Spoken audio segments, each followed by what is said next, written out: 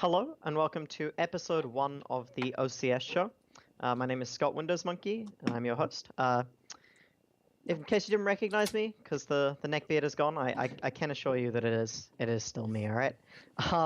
So something which I do want to talk about just for the show is we're actually going to split the OCS and OPL segments into two separate shows with two separate guests for the future. So if you're only interested in the OCS, you can watch this one. If you're only interested in the OPL, then you just watch that one. We did actually have a guest for today, but he got Telstra'd this morning, so he was unsure when he was going to come back on. So apologies about that. Not really much we could do. So you get 100% me and Nick time. So I could just feel like everybody closing their browsers, like just like one view on this thing, you know.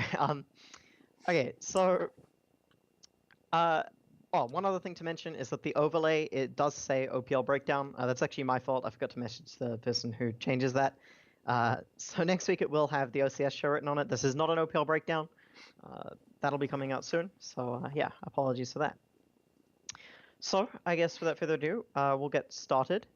So just in terms of the structure for this show, we haven't actually done analysis on week 1 of the OCS. We did our predictions going into it with Frey on the previous episode of the OPL breakdown.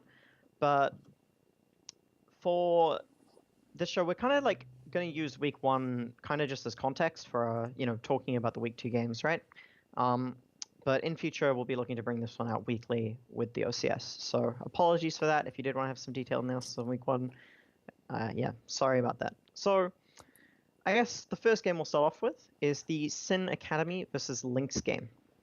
So this game, just to give a brief sum up, Sin falls behind very early on. They start to scale up, and then there's a lot of people getting caught from Lynx, right? And Sin eventually has fully scaled up with Keston and Tristana, and they win the game. Yeah, I guess if I sum that up right, Nick? Or anything else when you say? No, that's pretty much the synopsis of the game. I guess the thing about Lynx that you need to highlight is that they are the team, so the organization bought out the Alpha Sydney spot. They forfeited their last week's match, which was because they didn't have a roster ready. So this team is as far as I know, before this week had at most 1 week of scrims. Their roster is, for those who don't know, it's Panada, top lane Panda. He was if you remember week 1 Regicide, he was the Riven that popped off against Alpha Sydney. And then their jungler is Sully. He's like a solo queue jungler. Their mid laner is another Regicide player that got banned, Nana. And their bot lane is Kedu, obviously from Regicide, who qualified for OPL. And their support is an interesting one. His name is, pretty sure it's pronounced Shenchuan. If anyone actually has a proper if I'm pronouncing that wrong, yeah, just message me. But I'm pretty sure it's pronounced Shenchuan. All these players are quite high ranked in solo queue. And so it reflects the way that they played the game. They didn't have a lot of scrims, but they had very strong mechanics, and that was part of the reason why they were able to, I guess, blow out Sin Academy a little bit in the early game off the back of their strong skirmishing and good ganking from Sully. However, I think a lot of it was just due to the fact that they don't have they haven't been scoring together for a very long time. They might be language barrier issues, because I know that Sully doesn't speak Chinese. So that might have contributed to their mid-game and late game just faltering, even though they had a very strong early game advantage. Alrighty, so actually, yeah, that is something good to mention, because, yeah, I did notice that this team's spot forfeited last week. We did actually, they were Alpha Sydney. So you mentioned how good these players are. Well, I guess what is the expectation for you of this roster? Like, were they the underdogs in the game against an Academy coming in? Yeah, I think... Or... Yeah, I think they were the underdogs, especially because I do value like having scrims together as a team, and being able to work with each other, and there's just a lot of issues as a team that you can hammer out very early on in the first couple of weeks. So it's like a lot of improvements, and they just didn't quite have that. I guess something a little bit that put in some question marks with Sin Academy was the fact that their top laner, Tekka, I'm fairly sure he went with the open main team, to Rift Rivals as their 6th man. And so they had a top lane sub off-rolling in Mubu. Mubu he's like a coach / analyst sort of person for them. And he was role swapping from jungle to top lane. And I guess that did reflect in the top lane matchup on the early levels. Like, his name's Sora, their top laner, but he was Panda. he got the Renekton into the Galio matchup, and that's just like a rough matchup for Galio in general. And I think it was exacerbated that matchup because Mubu isn't like a top lane main, so he was just playing the lane very conservatively, and he was just giving up a fair bit of farm, which is like the correct thing to do if you're off-rolling and you're subbing in for a team. But I guess if there was an opportunity, like Sin Academy were weaker in this game because of the top lane substitute, I guess. Yeah, okay. So I guess with this new roster coming into the equation, we did kind of our predictions on what the rankings would be for the OCS. Where do you, I guess, see this roster finishing at the end of the split? It's really difficult because OCS is a very short format, and Lynx are unfortunately 0-2 already. So they're gonna have to win like 4 to 5 of the next matches in order to go to like the 3rd place, 4th place. I don't think they'll be able to finish up the 1st place and probably not 2nd place, just due to the fact that they're 0-2 at the moment. But I think this is a team that like individually they can shoot for that 4 to 2nd range. So I think that's where they'll be shooting for. Where I think they will end up is I think they'll finish up probably 4th or 3rd, behind obviously my team Abyss Academy and behind Legacy Genesis. Right. Okay. Just putting yourself at the top there, Nick. I see. No, that's fair. I mean, that's quite big expectations for a roster that's already 0-2. So I guess quite excited to watch this one in future. So in terms of the game, I gave a quick synopsis before, but yeah, Sin Academy just really falling apart like in the early game, right? There's like a lot of ganks, like coming off from, what was the jungler's name? Sully, and just like lots of things going wrong for Sin in the early game. I guess, what do you think the reason for this was? I think that the way that Sin Academy drafted was very much focused on like the late game. They got the Galio and Lynx canoping with a favorable matchup, so the top lane matchup wasn't favorable, and they also picked the Kassadin as a counter pick to Echo, and so both of their solo laners didn't have pressure, as well as the 2v2s being very risky for Praylist to be able to skirmish around them. So, for instance, if Praylist goes top lane and tries to gank the Renekton, there is a chance that Renekton can just 2v1, and if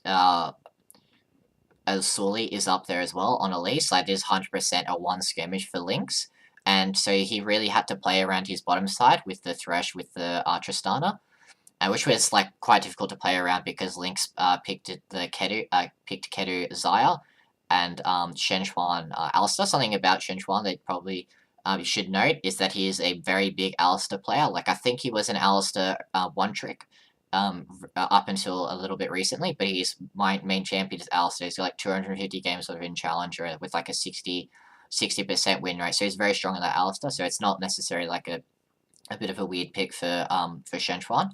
Anyway, when it comes to the way the Sin Academy had to approach the early game, because of the early gank that they fell to in the bottom lane off of disrespectful play from Squidgy, in my opinion, and as well as just like I think it was just pretty good gank timing from Sully, it meant that Praylist actually couldn't play to any lanes, and he just had to farm and just put wards in and just trying to concede the early game up until Tristana got that 3 to 4 item breakpoint. Similarly, Kassadin with that 2 to 3 item breaking point and the level 16. So I think it was off the back of like the drafting, which wasn't necessarily bad, but especially because of the gank timing coming in from Sully and Squidgy dying to it, it just really meant that Sin Academy couldn't play proactive in the early game.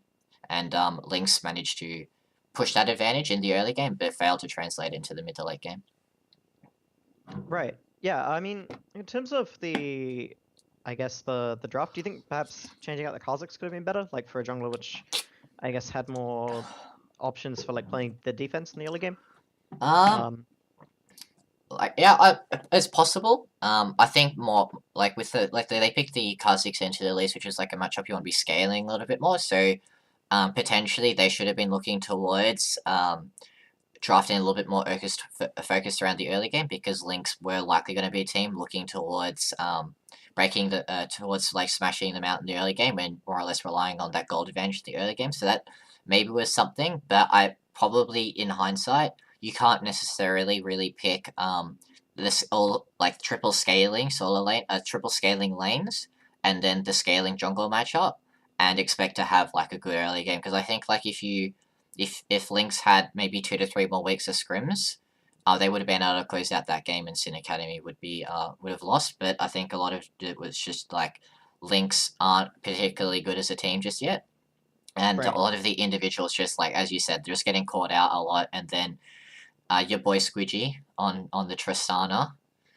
Just won like the team fights very essentially single handed. Like he did a lot of work in that game. Yeah, I mean, in terms of people getting caught out, yeah, it's tons of it happening. I remember like one particularly like Nana, where he's like running into the red side jungle, just gets hooked by Thresh. You know, like when Sin Academy did like the Fnatic rush, like they just didn't have like vision set up at all, and Sin Academy really capitalized on that. And yeah, I guess the bot lane from Sin Academy like really got to highlight how well they played in that game, right? Yeah. Like Squidgy, you know, player that sometimes shits the bed of it, but sometimes goes really big. This game goes really big, and along with his support making those picks, yeah, able to win the game. I guess something which to mention is I guess I was a little bit disappointed with Chaz in this game. I felt like he did scale up on the Kassadin, but even once he did scale up, there wasn't really a whole lot coming up from him. Yeah, like I just think that he could have been doing a lot more on the casting in that late game, and it was like really putting a lot of pressure on the shoulders of Squidgy to carry out those late game team fights. Yeah. I don't know. I guess is there anything which you want to say about Sin Academy as an overall thing, like including week one? So in week one, Sin Academy lost to Outlaws, right?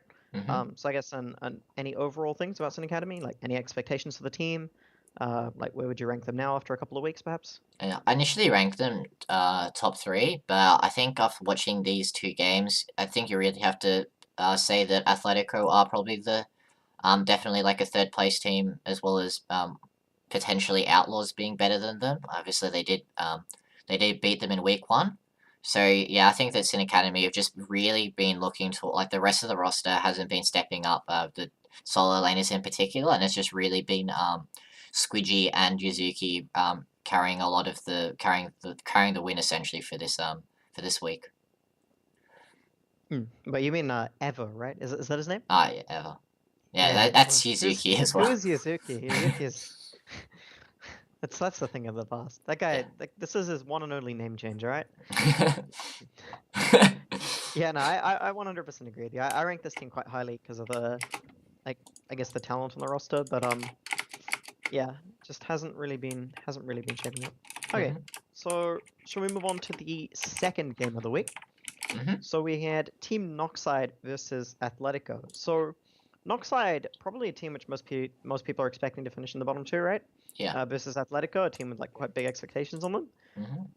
However, this game was actually pretty close, right? Like it took like a long time for like I think it was like a team fight around the top lane, right? It was the first time when Athletico really started to break open the map and started to like really break open the game in their advantage. And yeah, I guess just a lot closer than I was expecting.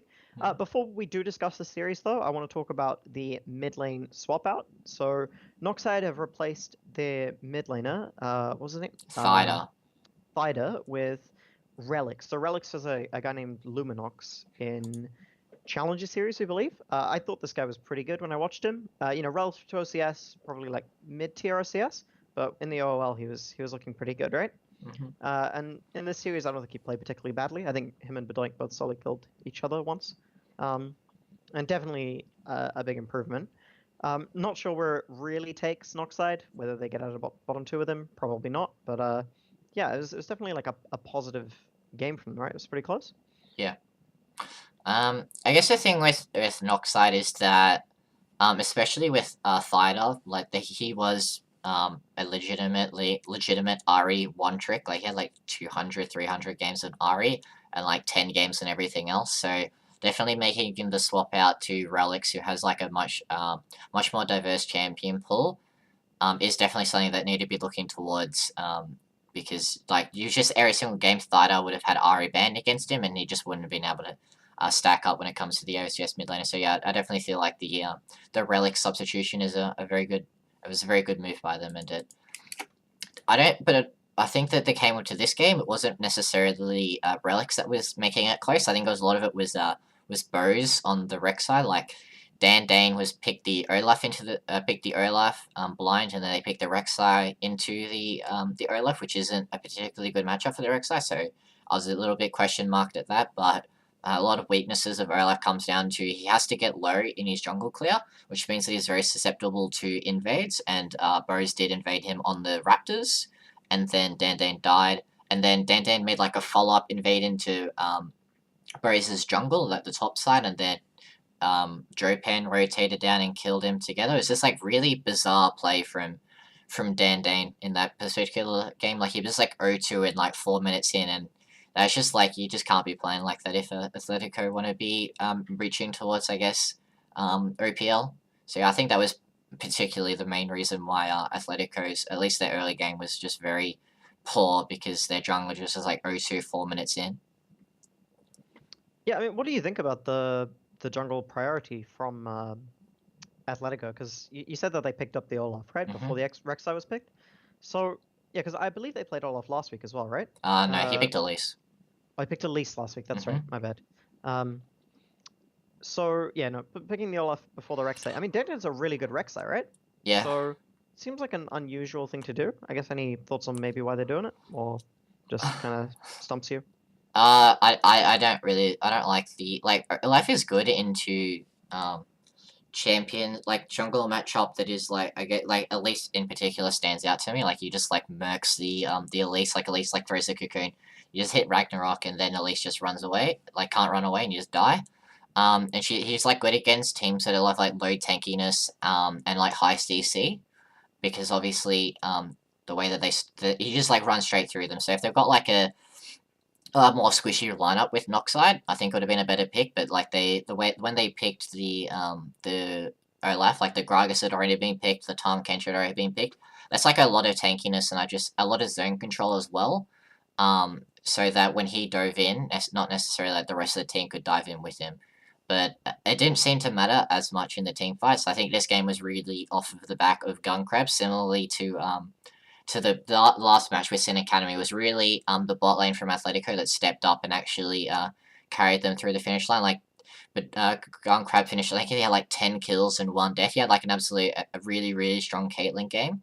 And I think the rest of like Athletico, like their top side particularly, wasn't very impressive.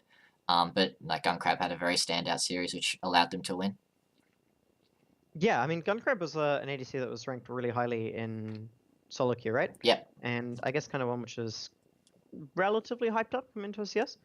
So yeah, he did have a really good performance and carried. I guess yeah, nothing to say other than he carried that game really hard in the team fighting phase. Yeah, I guess in terms of anything else to mention from this game is, I guess what does this mean for Noxide, like having this kind of performance against Athletico? Do you think that there's a chance that they finish outside the bottom 2, or do you think that their fate is pretty sealed? I wouldn't rule it out, them finishing outside the bottom 2.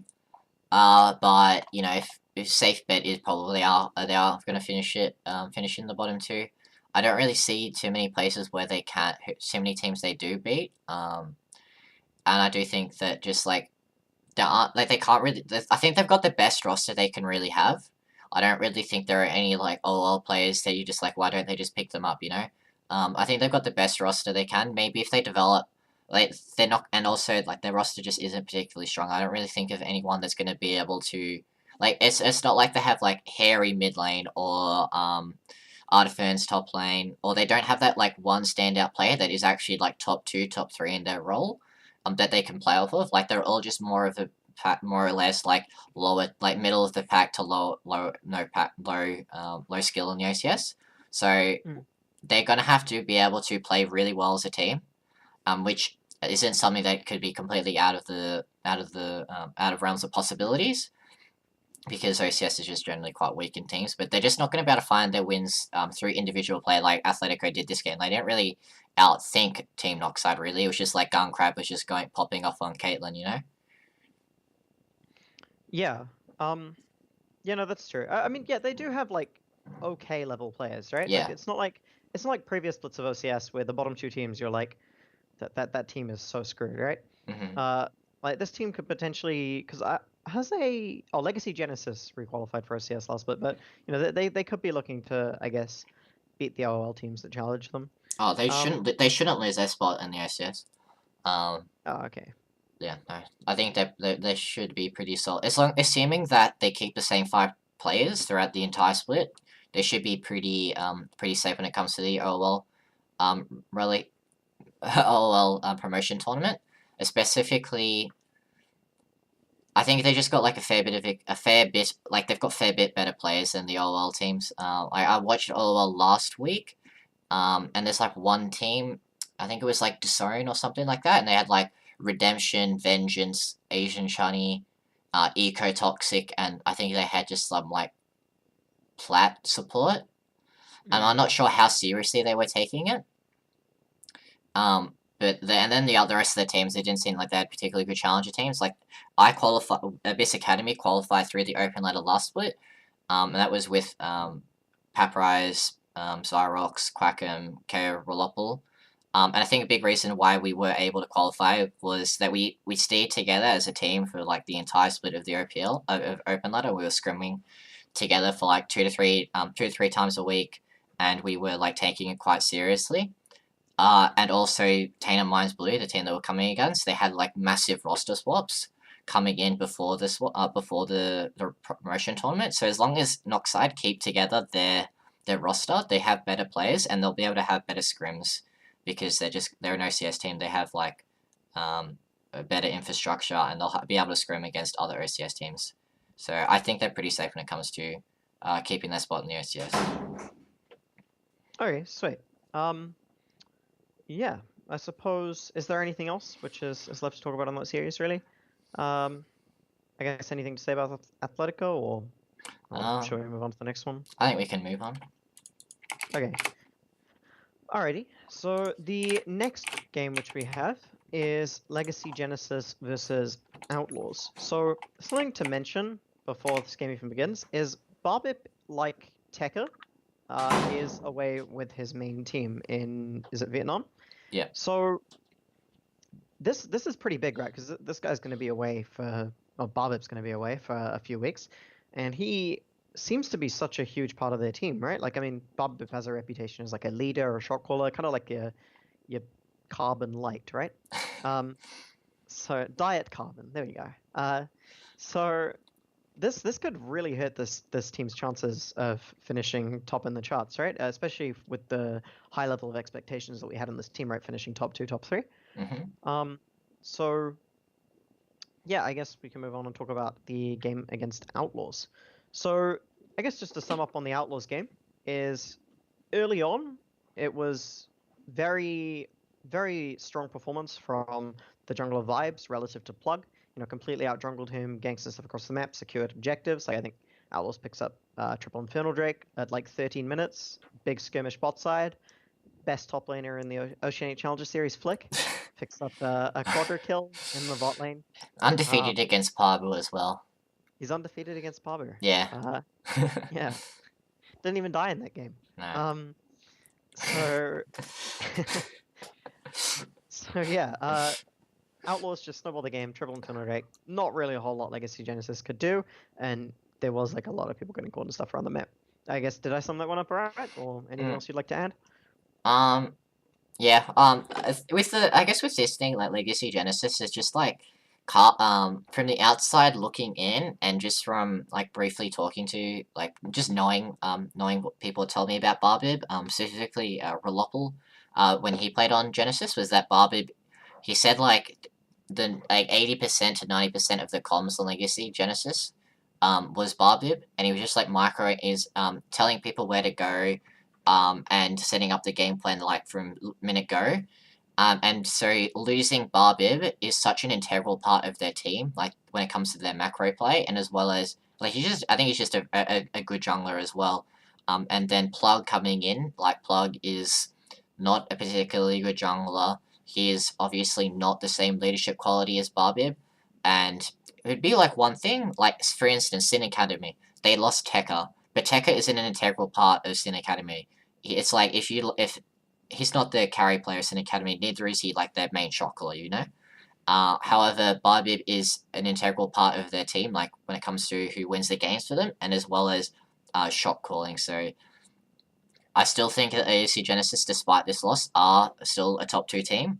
But I guess when it comes to, I think we can talk about this game from the perspective of Outlaws. Well, I mean, I guess just something to mention when you say top 2 though is Barbip is going to be away for quite a few weeks, right? So when you say top 2, maybe a top 2 team that doesn't finish top 2? Yeah. I think they'll be the second best team in the OCS. If it may be the best, I think they're very good. Okay, well, I guess we can talk a little bit about Outlaws. Something which I did want to mention for the Outlaws team, because this team's 2-0 now, right? Yep. And I guess I kind of like their roster isn't so great. There's like a lot of kind of mediocre players on the team, you know, just like middle of the pack. Nothing special. But something which I do want to mention is Willaris, right? Because this guy has been around for a very long time, right? Has a reputation for being quite loud, kind of filling a lot of those leadership qualities in his team, or in the teams that he plays with. So yeah, I guess maybe something to which could boost Outlaws' chances of finishing in the top 3, right? Yeah. Okay. I guess with this Outlaws lineup is I don't think they're necessarily like the best individual players, but they seem to be very single focused in the way that they play the game. Like they just like the way that Outlaws like won this game, like the way that they got the gold advantage was this bot lane play. And so Legacy Genesis like ganked the bot lane, and it was like very like Flick had the faster TP, and Flick has they played last week with a different top laner. So he hasn't really been scrimming with the team for more than a week. He TP'd faster than Arda and Arda's been scrimming with them for like a month. He TP'd faster. Willaris was also first to that fight, sooner than Harry, and Willaris was here. He's only been here with the team for a week. And so those two people like being faster than the Legacy Genesis counterparts shows to me that Outlaws like have not necessarily like the better mechanical players, but they've got like smarter players in the sense that like they're not necessarily outplaying people. They're just having the numbers advantages, which is outplaying people, but through a different way. Like especially with that bot lane fight, like Harry wasn't really at that bot lane fight up until Willaris and Flick had killed 4 people. And so those sort of moves, I think the way that Outlaws they win their games, they don't necessarily like with how Athletico won, which was like, all right, Gun Crab just pop off, mate, or Sin and Cannon, which is like Squidgy like popped off. They actually won this game together as a team, and their neutral objective control was very strong. Like as you said, they picked up the 3 Infernal Dragons as well as the Rift Herald, and they took like more towers and that sort of stuff. So I think that when it comes to Outlaws, is they not necessarily have the best individual players, like relative to Legacy Genesis, relative to Abyss Academy, relative to Athletico, but the way they actually played together as a team, at least against Legacy Genesis without Bob, it was something that I thought was quite impressive, especially for a team that had they came in with a new solo lane as a split. So yeah, I think props to Outlaws with the way that they played the game together as a team. Yeah, and I mean, somebody to mention in that game is, you know, a jungler which kind of not really that hyped up, not really big expectation and vibes. He seemed to do a lot in that game, right? Like there were a lot of ganks that got off, like securing all the objectives as well. Like you know, the team picked up the Rift Tower and the Triple Infernal, right? Like how does Legacy come back when you have like the enemy team has what, like a quarter extra damage, right? 24% extra damage. Like there's no real coming back from that, right? So yeah, I guess just somebody to mention as a strong performance. In terms of Legacy Genesis, though, losing their leader and their shot caller is obviously very bad. But I mean, this roster has like such a good set of players, right? Like Tilting and Drakon are always really high in solo queue. Harry, we're really outspoken about how good this guy is, right? Expecting to be an OPL. Artifins hasn't really performed this split, but you know, and obviously has some very clear issues as a player with getting caught out and just sometimes doing some really random shit. But you know, overall, incredibly strong roster. Do you think that maybe these players are like relying on Barbip too much? And do you think maybe this could be like good, I guess, for the individual players to kind of have to step up for themselves and cover a lot of issues which they don't normally have to? Yeah, I guess whenever you have a team that is so led by one person, whenever those players for if Barbie left this set of team set this players or they went to moved on to another team, it's likely they have like deficiencies when it comes to like other areas of their game. Like I know from my experience, like with Tigan sort of band-aids a lot of issues with players when it comes to like where they're like if they're going to like the wrong lane, for instance, he'll like immediately tell them to pull back, or if they're like going to be in a position where they're going to get caught, he'll tell them to come back. And so if you're like used to just like going about your game and then just listening for when the caller tells you to like pull back because you're being an idiot and he's no longer there, you're just going to get caught out. But I don't necessarily think that Barbib was doing that because last week Legacy Genesis they got caught out so bloody much in their week 1 matchup against who was it? I think it was Noxide? Noxide. Yeah, Noxide. Yeah. Against Noxide, and so I think it was just more like the early game was a big part of it. Like Vibes did definitely out jungled Plug, albeit in a sort of solo queue way with like the level 2 Elise invade. He still got I guess he still got off the cheese and then is able to get off ganks, that sort of stuff. But yeah, maybe I just think that like especially because we scrim against like a Genesis a fair bit when they have Barbie, but they're quite a formidable team. So that being said, I still think that Outlaws have exceeded my expectations when it comes to the way they've been playing together as a team. But Legacy Genesis, it's not necessarily fair to be criticizing them without their full roster, especially because Barbie is such an integral part of their team. I mean, we're gonna have to do that for the next couple of weeks, right? Like, I'm pretty sure Barbip's gone for at least 1 to 2 more weeks, right? So yeah, I mean, I guess it's just something we're gonna have to take into consideration, and hopefully we can see some of the other players stepping up. Yep. Sure thing. Next series. Okay. My favorite series. Yeah, I guess we can move on to the Abyss Academy versus Corvidae series. So, in terms of expectations for the series, Abyss Academy, in my opinion, is probably the best team in the OCS. Like, we could ask Nick for his opinion on that, but, seeing as he coaches them, he's probably a little bit biased on that one. And Corvidae is probably the worst. So, yeah, I guess maybe not the worst. Maybe they can fare up against Noxide, but I'm expecting them to be in relegations. So, in terms of this game, for me, it was kind of watching how fast Abyss Academy beat Corvidae. In terms of the early game, it was going really well, right? Like, there was a little bit of messy play around some dives around top lane from Abyss. And I think the Abyss Academy bot lane died, right? In a skirmish there. But in terms of overall, they snowballed the towers pretty well, secured a Baron, and then kind of just slowly closed out the game. There were like a few instances of getting caught, which kind of dragged the game up to 30 minutes. Yes, Swaith actually DC'd in front of the tower. We were sieging their top lane tier 3. And it was like we obviously like reviewed the game and we had like comments and stuff, and the Swaith was just like, alright boys, it's just like we can just take the siege slow, like we got the bot lane inhib, and Papa's getting the mid lane inhib, so we just don't need to like die. And then he DC'd and he was like pause, and he like sat in front of the tower and died, and that was like 27 minutes in.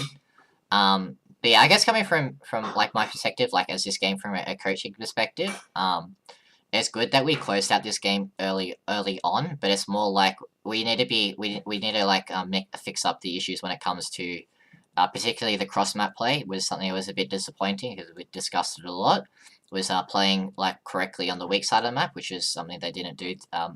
They died, as well as the utilizing the pressure in the lanes, like the benefit of playing like the benefit from a coaching perspective of Abyss versus Corvidae is like 50-50 matchups are going to be in our favor because we just have better players, and as well as they've got like wider champion pools, which means we can have more better matchups. Like Frey's champion pool is much better than Tarka's. Oz's champion pool is much smaller than KO's. That just like all those little individual matchups usually will go our favor. And it showed there. Like we were able to translate the lane advantages we got into meaningful objectives. And then we snowballed that into like vision control and taking more towers. But the steps we did in order to like do that, we were a little bit messy in our play, and it's something that we're looking towards improving in the future. So hang on. Let's just get this straight. You're saying that the reason why I wasn't closed out at 25 and the reason it took 30 is because of a DC. I mean that just seems like Wait! Did you just not listen to what I said? I said that just there was messiness in our play when it comes to the way we Did you, Scott? You just like sitting there. I think this guy is just making excuses. Everybody. I think if we didn't if we played correctly around the bottom side play, and then the top lane dive was coordinated better with Leon Frey, we would have been able to finish and the DC, I guess, we would have been able to finish up the game in 25 minutes. But it's more like, I guess. I mean, in all fairness, I did watch the VOD with you, right? So Swaith did DC. I can verify this. Yeah, he did.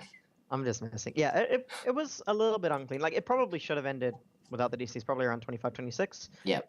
But yeah, still a lot for Abyss Academy to improve. In terms of mentioning, I guess, some highlights from the Corvidae side, this Taco guy seems alright, yeah? He seems like a decent player. Yeah. We mentioned him in the promotion tournament for OCS, because I think he played against Abyss, right? And yeah. His team was just dying everywhere, and then he gets the KDA from Taco, and it's decent. Yeah. And I'm like, oh, okay. Yeah. This guy. He's pretty good, yeah. Seems alright. He's definitely a up and coming player. He's got 4 accounts in Challenger. But he also had they also had this unfavorable matchup in the mid lane, Orianna and Cassiopeia. Everyone knows that it's Orianna favored. And especially Frey. If you give Frey Frey the winning matchup in that sort of spot, unless if it's Harry, it's oftentimes going to go quite well for Frey. But Taka did play. He abused. He definitely was aware of the top lane dive, and he rotated quite quickly, and that was something that was, I guess, good from him, was that he was because quite often with solo queue players is that they're very focused on their lane, and they're just not going to leave their lane, and perhaps because Frey was winning the lane slowly, instead of he would just try to all in randomly, that might be the solo queue play, but it definitely showed I guess through he was just more or less conceding the lane, and he looked towards roaming. He did show a little bit more competitive-minded play rather than what we expected, which was very much a solo queue related mid laner, and a mid laner that would try to win the 1v1. And so we are prepared for that by having Swaith play a lot more mid-focus, which translated into the 2v2 in the mid laner, I guess. But yeah, no, I think Tucker is definitely a player to watch out.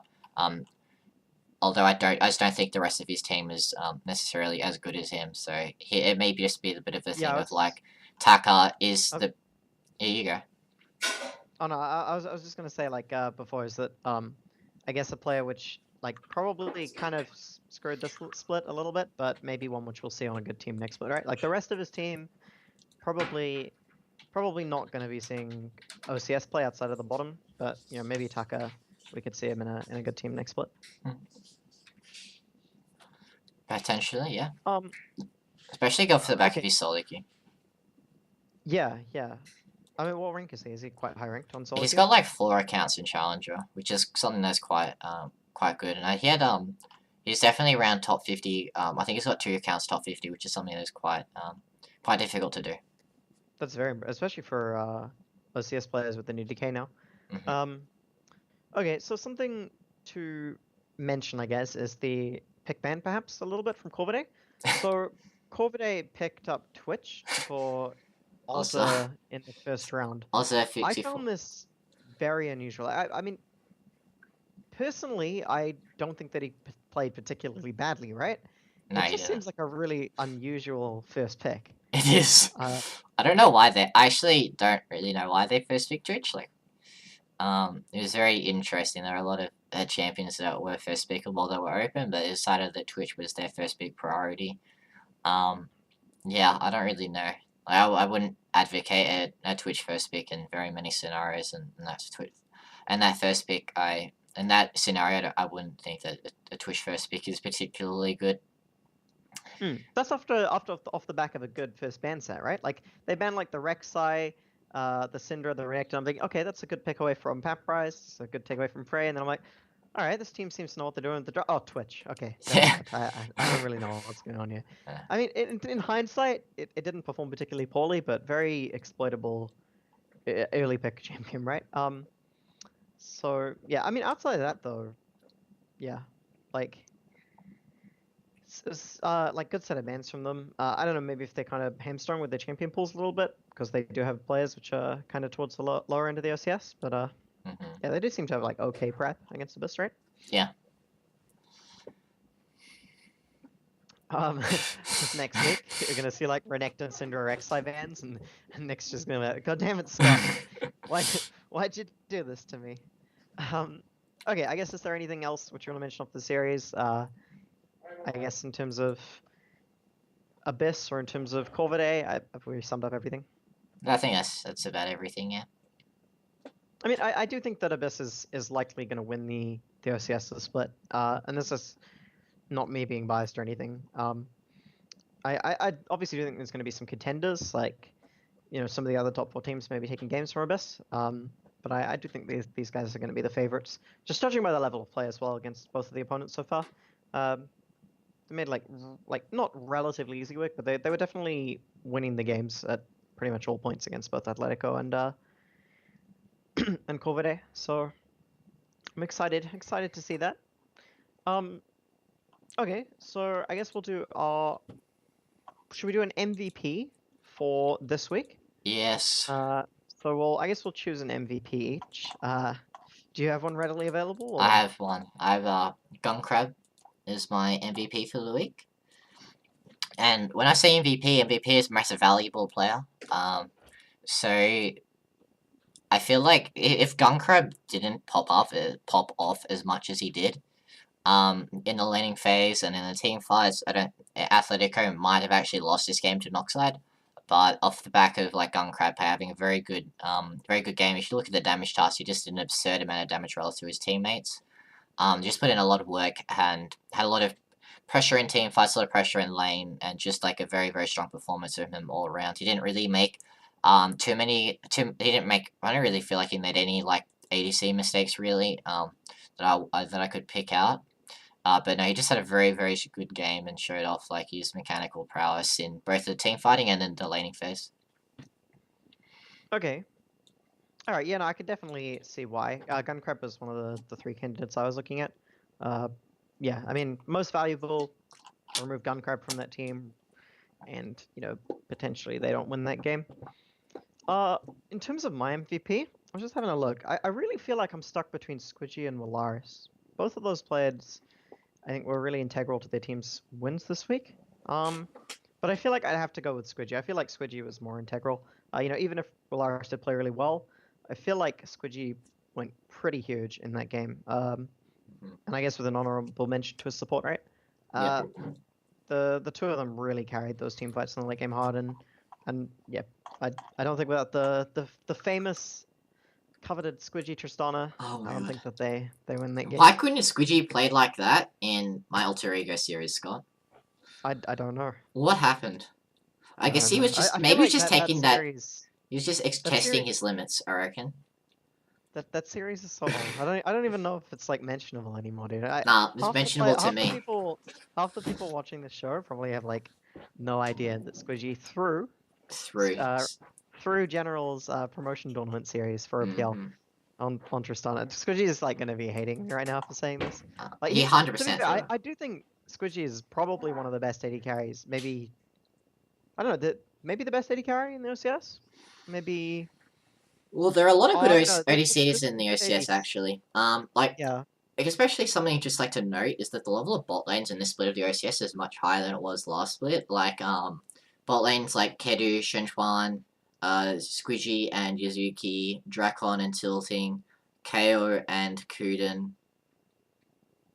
Did I list off 5 bot lanes? I can't count. There are a lot of good bot lanes in this split of Guncrab and BWAC. That was my 5th one. Like a lot of good bot lanes in this split of the OCS.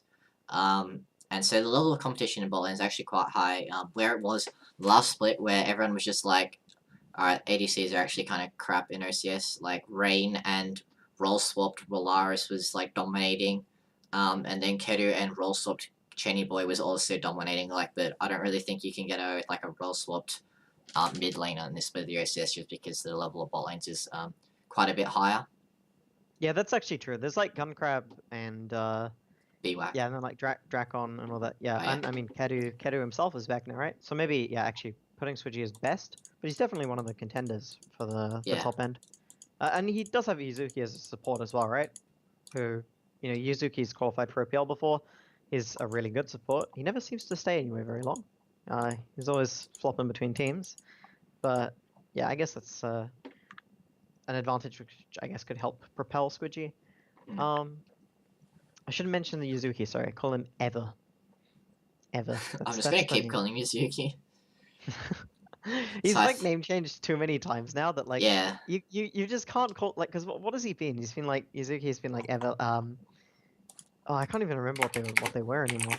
It's like so many name changes, and it's like yeah, you just gotta keep calling him Yuzuki. If he sticks with Ever for a really long time, maybe we'll start calling him it. You know, maybe this whole thing of calling him Yuzuki won't last forever.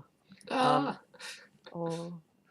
Nice work. I would tune out right now if I hit Yeah. that. Okay, so we'll do some predictions for week 3. So week 3 we have Sin Academy versus Corvidae up first. I'm gonna give this one to Sin Academy. I'm assuming it's the same for you. Yes, Sin Academy. Sin Academy versus Corvidae. I'll give that to Sin Academy.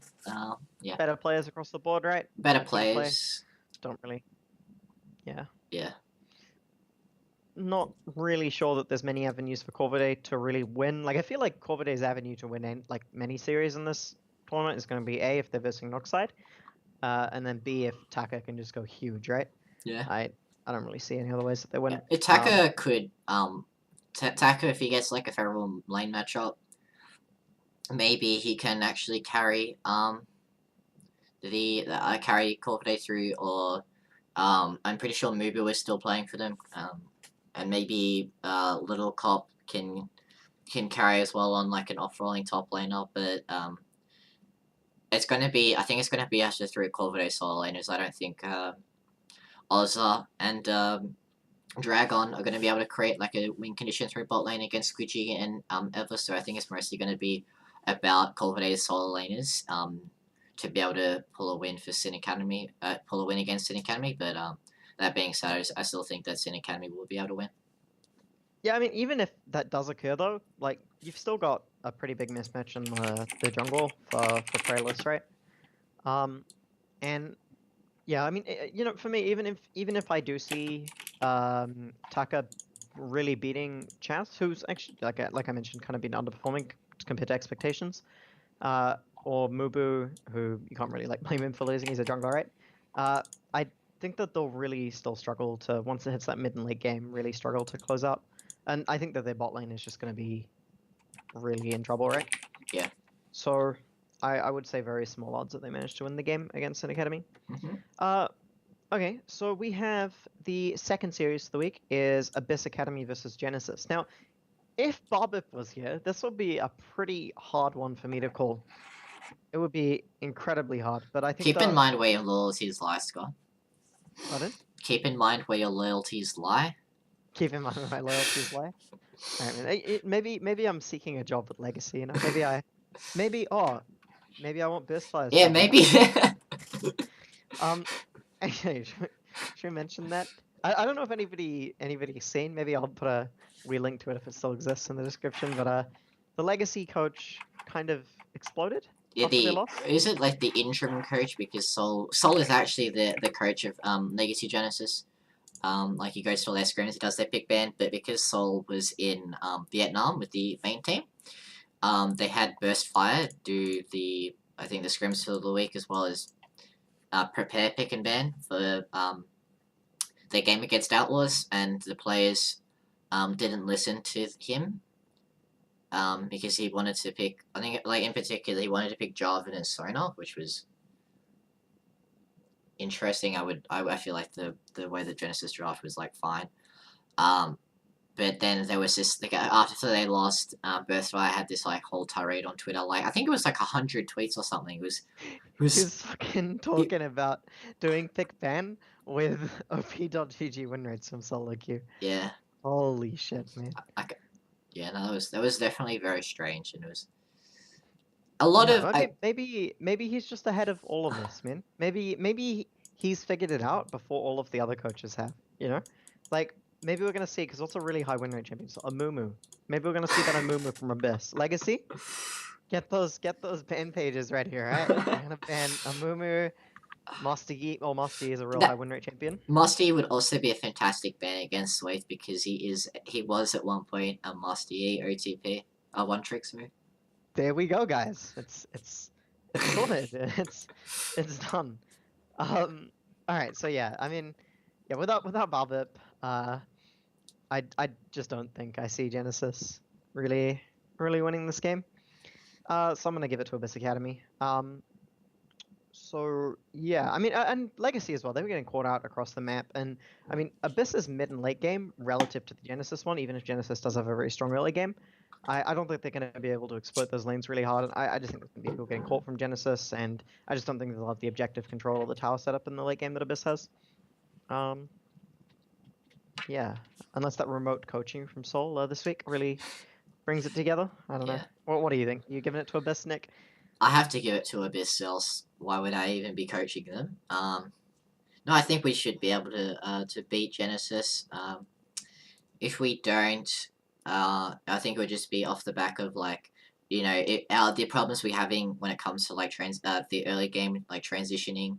I think Genesis can exploit those. They would be able to blow out in the early game and then potentially take it from us. But that being said, I do think that obviously as the Abyss Academy coach, I do have to give it to us. Very biasedly. Very biasedly? All right, very biased. I'm not even going to pretend. Very biasedly going to give it to us.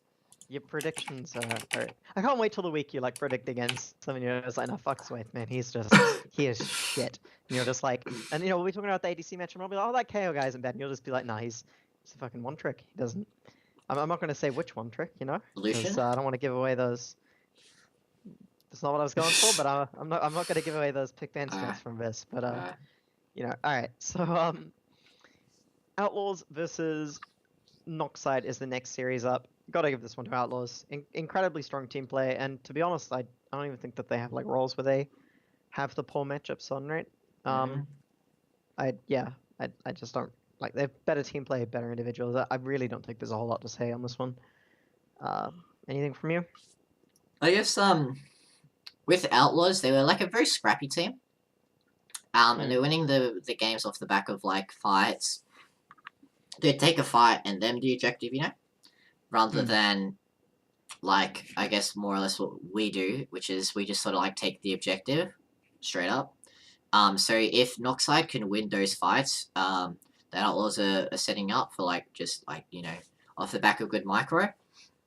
I definitely could see Noxide winning. Like I think that the way that Outlaws are winning their games versus the way that we're winning our games is like the way we're winning our games is obviously very biased, but a lot more replicatable. Like we're winning the lanes and we're transitioning that into golded, like the towers, the neutral objectives, that sort of stuff. Whereas Outlaws, they're not necessarily like winning their lanes. They're just like one skirmishes, and it was off the back of like Vibes pathing, that sort of stuff.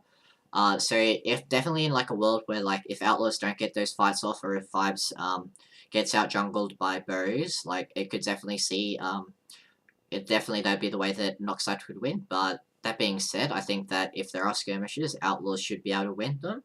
And then because they're winning their skirmishes and stuff like that, they'll be able to take objectives. So I think that yeah, they should go to Outlaws. But I wouldn't be like extremely shocked if Noxide were able to make this game similarly close that they did against Outlaws. Against Athletico. Yeah, actually, that is true. I mean, there kind of are avenues for Noxide to win. Like I think the new mid laner perhaps could be one, and perhaps Joe Penn versus Flick isn't so. I mean to be fair, like Flick, you look at him and oftentimes it's like this guy isn't like a very good player, but then kind of like being just like not good, but just not particularly bad, right? When he's played in OCS, so maybe I don't know, maybe work for Joe Penn up in the top lane too. Yeah, I just think that Outlaws are going to be first to the skirmishes every time. Like, they have like kind of passive players on Noxide too, like especially like Somber, just really really passive. So I just think like the Outlaws team is just going to be like, okay, we're doing this now, we're going to fight them here, go go go go. Whereas like Noxide's going to just be like, oh, don't fight us, we don't want to fight right now, let's do it later, guys, and then just get yeah. That's my impression of the teams. That's a horrible impression. Anyways, Atletico versus Lynx. This is probably our real close matchup of the week, and Bob isn't there for Genesis. If Abyss loses now, I'm gonna look so stupid. So are you, Nick. I want you to know. You'll look less stupid because everyone will be like, oh well, he has to vote for his team. But for me, I don't have that. I don't have that like excuse. I've backed Abyss Academy, so if they lose, I'm gonna be mad at you. All right? Yep. But yeah, Atletico versus Lynx is gonna be our close series of the week. Match of the week, definitely. Hmm? Match of the week. I think it should have like if Lynx don't win this game, they'll be 0-3. And I think that is our match of the week, and especially because it has like big playoff ramifications for Lynx. Like if they go 0-3, their chances of being able to make top 2, I think I don't know the maths, but like I think it's very very slim, and they're gonna have to be able to beat more teams. They're gonna have to like essentially not drop more than one game to be able to make the top 4. So this is a really important matchup for Lynx to win. And I think no, I think they'd be out, wouldn't they, if they lost this one? I don't know. Maybe they go like they'd have to beat Abyss and Genesis and yes. Yeah. It would be they would still have a possibility, but it would be like a rough road ahead, to be honest. So it's really important for Lynx that they're able to take this one down. But that being said, I do think Athletico are the 3rd best team in the OCS. Like I'd say that Abyss and Genesis, and then Athletico, and then probably Outlaws are just my general impression. So I think that because Athletico, like I think their bot lane in particular, like Gunkrab and BWAC have been standing out. Kedu and Shenchuan are like a good bot lane in their own regard. I just think that Gunkrab and BWAC seem to be performing very well, and they also have much more meta champion pools. Like Kedu, like especially Shenchuan, like the Alistair, like it was his a big pickup for him, but I just don't really think that in particular Alistair blind pick is very good. Like Tegan picked the Alistair into the Blitzcrank in OPL, and I thought that was a good situation to pick the Alistair because the obvious interaction is you hook an Alistair, like why are you hooking an Alistair so really bad? But like Alistair blind pick, like there are a lot of lane matchups that are very bad for him. Like he's melee support, he's got poor engage, like he just to walk into people. And as well as Kedu, he's got a much more meta champion pool, but I think that BWAC, the Athletico support, has a better champion pool than Lynx at the current meta. I think that the top side of Lynx is a little bit overrated. I think that 528 should be able to, like 528 did fairly well in OPL against like the OPL top laners. Sully is like a good mechanical player or whatever, but he is very inexperienced, whereas Dan is like the opposite. Dan has had a lot of experience in the OCS and a lot more time with these solo laners of his. Like he's played on Sin Academy with 528, and he's played on like Bedoink with, I think it was 3 splits in a row. It's his 3rd split.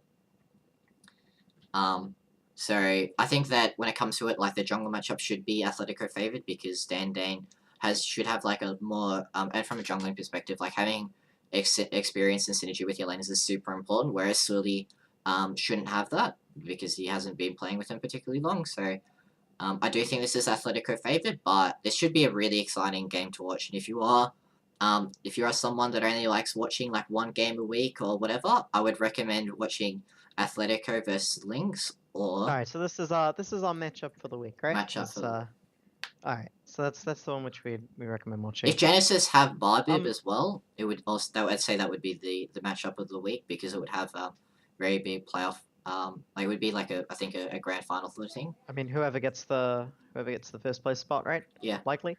Actually, Genesis did drop a game, so even if Abyss did lose there, maybe they don't finish in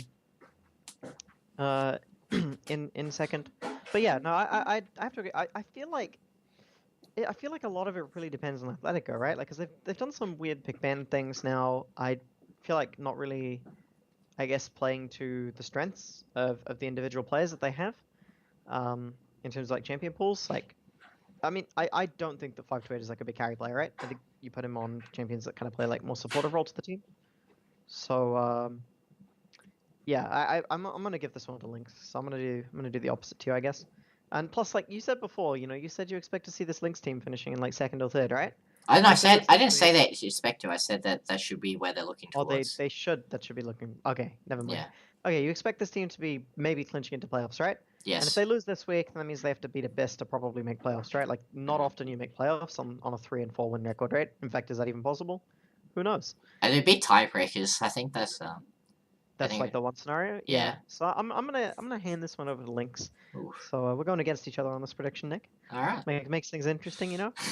And if I'm right, then you'll be sure to hear a lot about it. Yeah, I just think that the strength of this roster, like especially what's his name, Kedu, like that guy is pretty good, right? I feel like he could potentially. I mean, he should probably be playing OPL, right? If he wasn't underage. Mhm. That's true. In fact, I wonder if maybe Regicide picks him up when he does turn of age. So, I just think that they have such good raw talent. And once they've got a few scrims together, they look to smash Sin Academy, right? If they knew how to play the game together as a team, they could have just smashed Sin Academy right off the bat, right? Expect to see kind of a similar thing against Athletico. Maybe a lot closer of a game because they won't have those team elements together, but I think maybe they'll be able to look to close out. And yeah, I mean, just like I said, it really depends on if Athletico picks champions, which are good for their players too. So I guess we'll look to round that one out there, this show. Are there any general things to say about OCS before the end? I mean, we kind of did a lot of general questions as we went on, right? Like, where does this team going to look to finish? What are the rosters like? Are there any general things left over, or shall I wrap up the show? Yeah, I guess wrap it up there. Should be an exciting week of OCS, particular Abyss Academy versus Genesis and Athletico versus Lynx, so it should be very exciting matchups to watch. So yeah, if you're someone that's on the edge of watching OCS and you only clicked for the predictions phase, definitely would recommend watching Abyss and Abyss versus Genesis, Athletico versus Lynx, especially if you're just like an OPL fan and you want to be being informed coming into the promotion relegation tournament. Yeah, and I mean, some of these players are pretty certain to be in OPL at some point, right? Like Harry, I mean, I wonder if Frey will end up in the OPL again. Definitely high enough quality to be in there. There's a lot of players. That's just two that I mentioned. There are others. I'm not going to make a list or anything because I might upset people. So yeah, I mean those are some players that you can see in OPL. So if you want to be ahead of the game, and like when you turn on OPL with your friends or just on your own if you have no friends, and you can just like hit up your mom or hit up your friends that you're with and just be like, I know all about this guy. His champion pulls this. This guy does this. Yeah, then getting into OCS is kind of good for that. Plus, those matchups are not as poor quality as some of the other ones are in OCS. All right, I'll look to wrap that one out there. But thank you guys for watching. If you're also watching, don't forget to like, subscribe, and whatever else you can do with the channel. Follow us. Follow us on Twitter. That'd be nice. We don't have any Twitter followers, so follow us, please. Yeah, thank you guys for watching, and goodbye. All right.